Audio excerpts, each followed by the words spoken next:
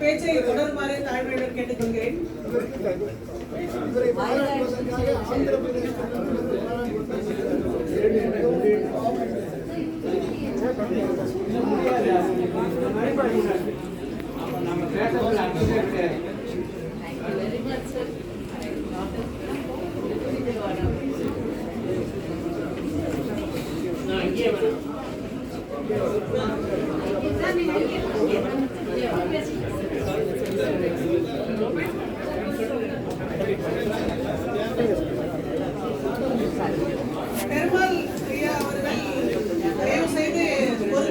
கேட்டுக்கொள்கிறோம். இடையூறு ஏற்பட்டதற்கு பேச்சை தொடருமாறு ஐயா அவர்களை தாழ்மையுடன் கேட்டுக்கொள்கிறோம். நம்ம இப்போ வந்து என்னன்னு கேட்டீங்கன்னா, நான் வந்து திருவண்ணாமலையை சேர்ந்தவன். ரமண மகரிஷி தான் என்னை தொட்டு தடவை ஆசீர்வாதம் பண்ணியிருக்காங்க.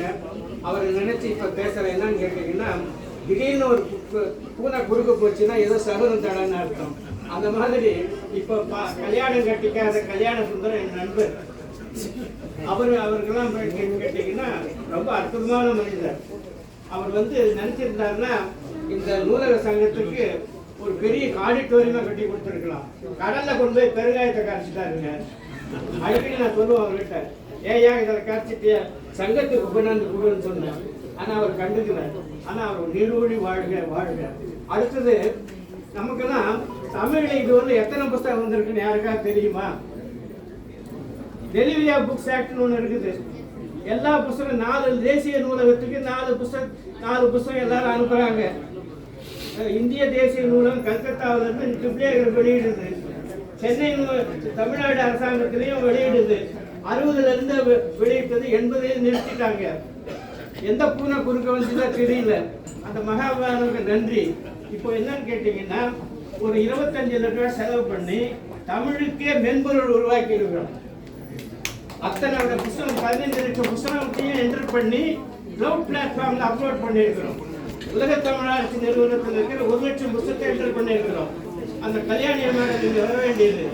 அதாவது தமிழ்ல வந்திருக்கிற எத்தனை புத்தகம், ஒரு ஆதர் மூவா எழுதின புத்தகம் என்ன, பேராசிரியர் தங்கராஜ் எழுதின புத்தகம் என்ன அப்படின்னு கேட்டா எத்தனை இப்போ லிஸ்ட் கொடுக்கணும். நூலகத்தில் போய் கேட்டா இவர் எழுதின புத்தகம் கொடுக்கணும். மூவா எழுதின புத்தகம் கேட்டா என்னன்னு கொடுக்கணும், லிஸ்ட் கொடுக்கணும். எங்க நூலகத்தில் எவ்வளவு இருக்குதுக்கு அவர் எழுதின புத்தகம் எவ்வளவு கொடுக்கணும். இப்பதான் பிப்ளியோகிராஃபி இன்னைக்கு பார்த்தீங்கன்னா 2 புக்கு பிப்ளியோகிராஃபிக்கு வந்திருக்குது. அற்புதமான நேரத்தில் என்ன சொல்றேன்னு கேட்டீங்கன்னா, நீங்கள்லாம் இந்த பிப்ளியோகிராஃபி வேணுமா வேணாமான்னு சொல்லணும். அரசாங்கத்துல இந்த 25 லட்சம் ரூபாய் செலவு பண்ணி ஒரு சாஃப்ட்வேரை உருவாக்கி 1 லட்சம் புக்கு டெஸ்ட் பண்ணி கிளவுட் பிளாட்ல அப்லோட் பண்ணிருக்கோம். இந்திரா புக்ஸ்ன்றதுல பாத்தீங்கன்னா நீங்க அதை இது பண்ணிக்கலாம். உலகத்துல தமிழுக்கு போல உலகத்துல தமிழ் இருக்கு.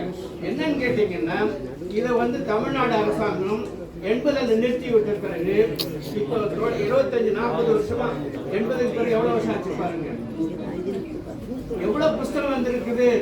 ஆன்மீகத்துல என்ன புத்தகம் இருக்குது, சைவத்துல எவ்வளவு புக் இருக்குன்னு சொல்லணும். கனிமராஜபுரம் போய் பார்த்தோம்னா அங்க இருக்க நூலகர் வந்து வேற எங்க இருக்காருன்னு சொல்றாங்க. கோயிலுக்கு போற சாமி இல்லைன்னா என்ன பண்றது? அயோத்தியெல்லாம் கோயில் எல்லாம் பார்த்துருக்கிறேன். நூலகத்தெல்லாம் நிறைய பேருக்கு வேலை இல்லாம இருக்கு. பள்ளிகளில் நூலகர் கிடையாது, கனிமராஜ நூலகர் கிடையாது. எப்படிங்க வேலை நடக்கும்? அந்த கனிமரா நூலகம் தான் பிப்ளியோகிராஃபி வெளியிடணும்.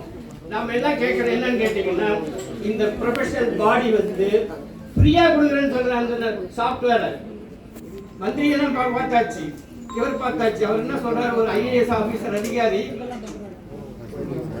பிப்ளியோகிராஃபியா யாருமே கேட்கலீங்க, நோ டிமாண்ட் நோ சப்ளை அப்படின்றாரு. கேட்லாக் எதுக்குங்கன்னு கேட்கிறாரு. அவர் ஒரு ஐஏஎஸ் அதிகாரி, டைரக்டர் ஆஃப் பப்ளிக் லைப்ரரிஸ்.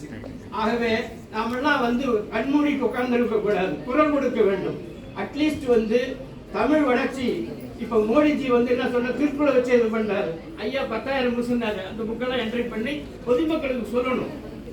எம்ஜிஆரை பற்றி 5,000 புத்தகம் வந்திருக்குது. பிப்ளியோகிராபி சொல்லணும். கிடைக்குமா? எந்த நூலகத்தில் போய் கேட்டால் கிடைக்கும். ஆகவே இதை அப்டேட் பண்ணுறதுக்கு ஐயா சொன்ன மாதிரி இதெல்லாம் பாராட்டணும். அவங்க நூலகத்துக்கு போய் பார்க்கணும். 10,000 புக்கு இருந்தால் உடனே அதை பிப்ளியோகிராபி நடக்கணும்.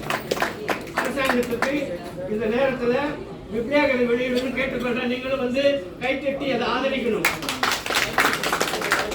அப்புறம் இந்த நல்ல நேரத்தில் ரங்கநாதனுடைய தயவில் 91 வயது கிழவன் உங்கள் முன்னாடி பேசுகிறேன். ரங்கநாதனுடைய பக்தர். அவருடைய போட்ட பிச்சை தான் வந்து 1.5 லட்சம் ரூபாய் எனக்கு பென்ஷன் வருது.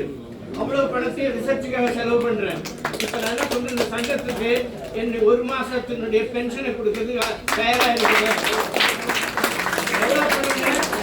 1.5 லட்சம் ரூபாய். அந்த இன்ஸ்டால்மெண்ட்டே மொத்தமாக கொடுக்குறேன். ஏன்னு கேட்டீங்கன்னா நான் கல்யாணம் பண்ணிக்கும் போது எனக்கு வேலையே கிடையாது.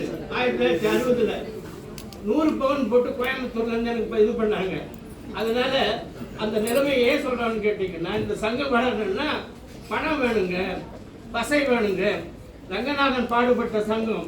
அவர்கிட்ட நேரடியாக நான் சிருஷ்டி. அவர் என்ன பண்றாரு, என் உதடையில வந்து ரங்கநாதன் நடமாடுகிறாருன்னு லக்ஷ்மி கிருஷ்ணமூர்த்தி யாரு கேட்டீங்கன்னா நம்ம சத்தியமூர்த்தியினுடைய மகன். ஊரகம் பத்திரிகையில் 1960 எடிட்டராக இருக்கும்போது அந்த அம்மா கடிதம் எழுதுறாங்க ரங்கநாதனுக்கு. பெருமாள் உங்களுடைய பக்தர் இளைஞர், அவர் நாவில் நடனம் ஆடுகிறார். ஒரு தலையங்க எழுதின நூலகத்தில் மாலாவின் சாதனைன்னு போட்டேன். என்ன போட்டிருக்கீங்க கேட்டீங்கன்னா, முதல் செயலாளர் ரங்கநாதன் முதல் இன்றைய செயலாளர் பெருமாள் வரை தொண்டு தொடர்ற்றும் எழுதின. இதில் என்னங்க இருக்குது? இங்கே இருக்கிறவங்களா மொட்டை கிடாசி போட்டாங்க பெங்களூருக்காரு.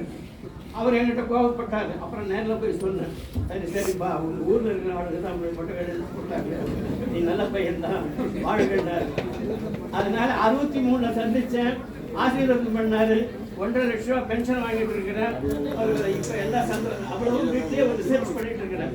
கிட்டத்தட்ட தமிழ் புக்கு 1 லட்சம் புக்கு என்ட்ரி பண்ணியிருக்கேன். அரசாங்கத்தில் ஆர்டர் வாங்கி பண்ணியிருக்கிறேன். அதனால தயவுசெய்து பிப்ளியோகிராபியை கண்டிப்பாக நம்ம கொண்டு வரணும். இப்போ வந்து நம்முடைய டாக்டர் நித்யானந்தகிட்ட சொல்கிறேன், இந்த பிப்ளியோகிராபி சாஃப்ட்வேரை மாலாவுக்கு கொடுத்துட்றேன்.